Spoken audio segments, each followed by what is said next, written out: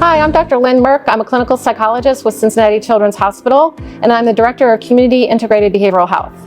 Stress, we all hate it, right? I mean, it feels yucky inside our body, it gets in the way sometimes, but the truth is that stress is actually helpful. We know that a little bit of stress, or maybe even a moderate level of stress, is actually what leads us to functioning our best. But there are times when stress becomes too much. So I want to start with a little visual about stress. So during our everyday life, we have things that happen. It can be little things that kind of builds that stress. It can be bigger things that build that stress, and that stress kind of builds up over the course of our day and our lives, right? So when that natural stress happens, they have natural opportunities throughout the day where it's going to help decrease that stress. Some of this is just foundational healthy habits. Eating regular meals, getting regular sleep, hydration, social engagement is important.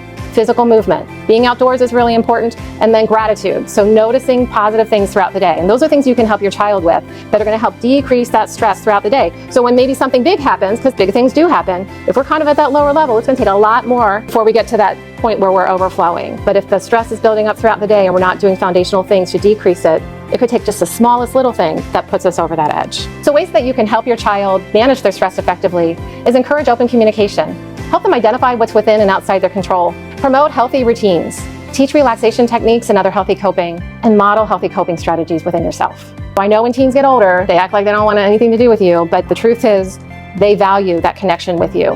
And ways you can do this are catch the good stuff they're doing. Look for opportunities to praise them. Give them very specific praise. Instead of good job or thank you, let them know exactly what you're pleased about. Find ways to connect with them around activities. Spend time with them. Find something they enjoy and join with them. Another thing that's really important, validate their feelings. So sometimes when a child says they're stressed about something or worried about something, our natural inclination is to say, oh, you don't need to worry about that. Instead, we could say something like, I can see you're really stressed about this.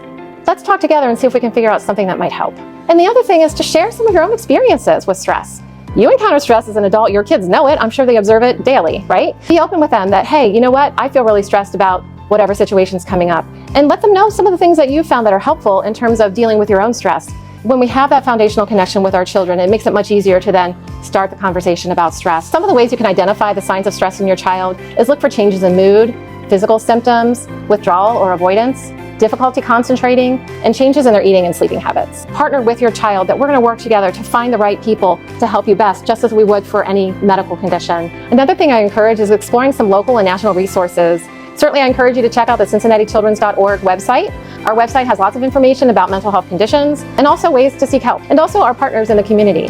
A great resource we have right here in Cincinnati is 1 in 5. So you certainly want to check out their website for information and support. And as parents, please take care of yourselves. Give yourself grace. Parenting is tough. Just by the fact that you're watching this video shows that you are doing a great job.